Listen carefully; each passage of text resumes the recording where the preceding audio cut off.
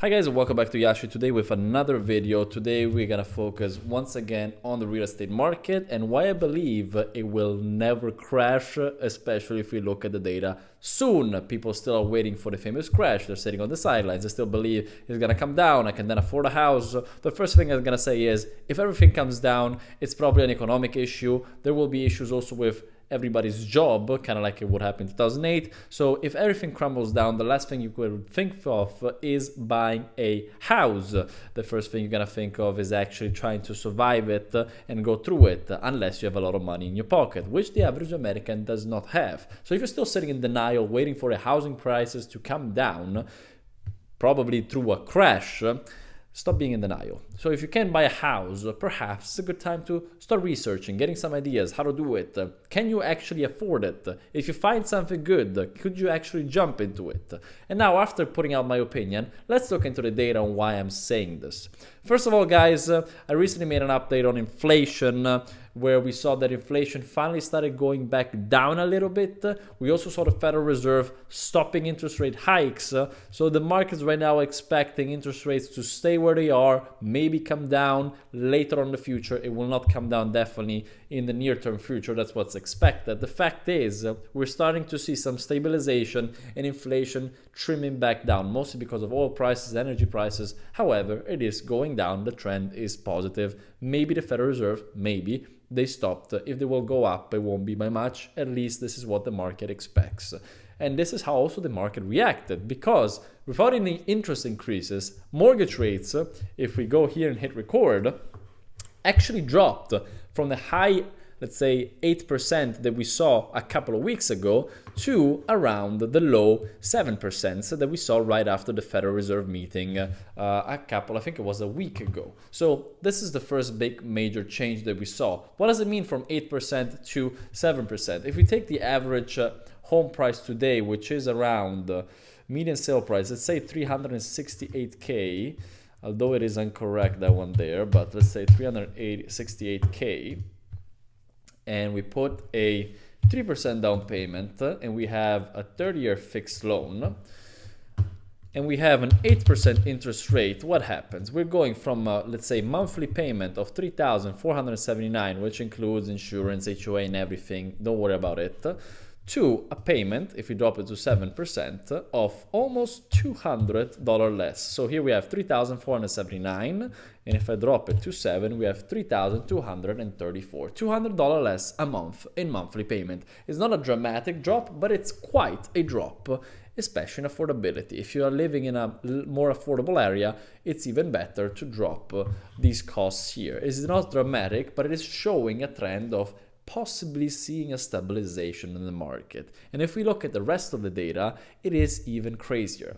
If you saw my past, let's say, updates on real estate, you would always see me focusing on the concept of the inventory that we have right now, which is, if we go on active listings right here, these are the homes that are for sale right now. We're still under 2022 levels, and we just surpassed 2021 levels. Remember that 2021 was the crazy market where we had 3% interest rate, people overbidding on homes and stuff. And we are now higher than that level, where we still didn't have enough homes, but we're still lower than 2022, which is a time where people were saying, oh, inventory is going to go up and it's going to go nuts. We're still lower than that. Inventory didn't go up. It is going slightly up right now, but we didn't reach the levels that we need. If we now go on what we expect in the future, we're going to check on new listings. These are the new homes that are being put on the market right now. The pace is, first of all, negative. We're putting less homes on the market today than we were in the past couple of months. And secondly, we're at the same pace that we saw in 2022, which is extremely bad. So we already have little homes on the market, extremely new amount of new homes being put on the market, interest rates are going down, incentivizing people to come back to the market. So we have demand that could possibly we see increasing in the next couple of months if interest rates stay where they are, and we still have decreasing inventory. So if you are a home buyer right now, or a potential home buyer, doing a research right now is not a bad thing. Now, let's look at other things like median sale price. In a world where everybody says interest rates are high, inventory will go higher, and prices will drop, but we can officially say that in 2023, yes, we had a drop, which is seasonal because it's winter, but winter-autumn. However, we're still 4% higher compared to 2022 prices, especially after the peak we saw this summer, which was just 1% lower than the prices we saw last year. So not really a gigantic crash. And if you consider the fact that interest rates are now 3 times, 2.5 times higher than what we saw 2 years ago, it's even less of a crash because homes are still pretty expensive. They dropped by 1%, or in this case, we're 4% higher than last year. And the interest rates are much higher, which means expensive house, expensive interest rate, owning a home is now extremely difficult. Days to close, this will tell us how quickly people want to close, and we're still at extremely low levels, 24 days. However, many, let's say, realtors and many YouTubers out there will tell you that many sellers are allowing seller concessions, and this is the important part of all this. So we just look at data that, again, fortify my opinion of why I believe that real estate will not really crash. If it will crash, it will actually, let's say, drop 5, maximum 10%, and then recover quickly as interest rates will stabilize. But I still don't believe it will happen. I'm very optimistic about it. Also because I know that we have a deficit of homes of 4 million homes. What does deficit mean? It means that we need another 4 million homes to satisfy the demand of Americans, which we're not building because builders are pooping their pants because they're scared of a potential crisis.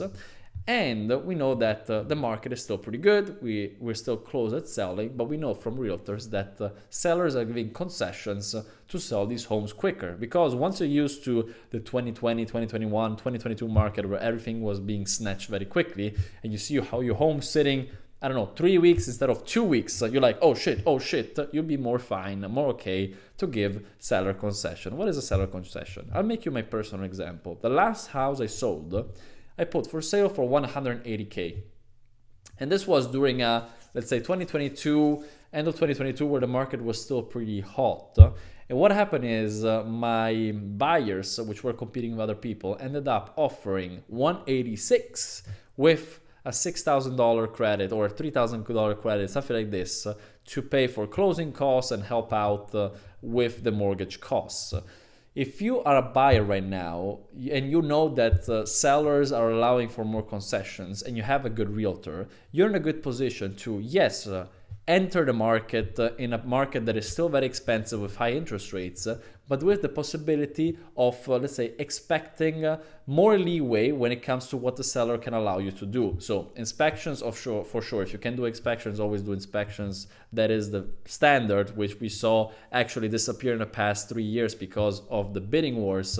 People said, I won't ask for an inspection as long as I get the house. In this case, always ask for an inspection if you can. But secondly, ask for seller concessions. I don't know. If you need a repair, have the seller do the repair. If you want some help in the mortgages, I see a lot of people do buy down on mortgages, expecting mortgage rates to not really drop too much. So they say, you know what, let me just buy down my rates right now. Let me spend that money now, expecting interest rates to maybe drop at the maximum of 6%. That's expectation of people, not mine. I'm just saying what I heard around, what realtors are saying, and just stick with the mortgage that I'm getting now. The thing is, sellers are giving you some help to get a house. There are also programs out there that help you with down payments and stuff, so take full advantage. The fact is, rents are going still up. The trend is still going up, especially if you look at the CPI report. So you know that your cost of housing, if you keep on renting, will go higher. Housing didn't really drop. Interest rates are dropping a little bit. Sellers are giving you concessions.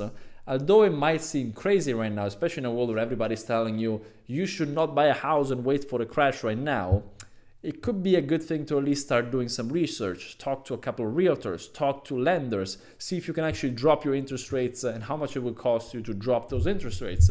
Is not a bad thing. The fact is, based on data, sentiment, what realtors are doing, my general daily research on stuff, and the fact that I keep on buying houses because as a consequence of everything that I'm saying, I keep on buying houses because I see these trends, I would say maybe it is not a bad thing to do your research. I'm generally convinced that the housing market will not crash. I wanted to keep this video very quick and simple for you. But again, I'm not saying you should buy a house. I'm just saying start doing your research. You'll be surprised once you start reading between the lines what kind of data you can find. Guys, so thank you for watching. If you want me to address specific sectors of the real estate market, please leave a comment. I might do a video. This is something that I do weekly here, these kind of updates here. However, if there is some kind of comment that catches my eye, I'm very happy to do more research and tell you about it. Thank you for watching, and I'll see you on the next one.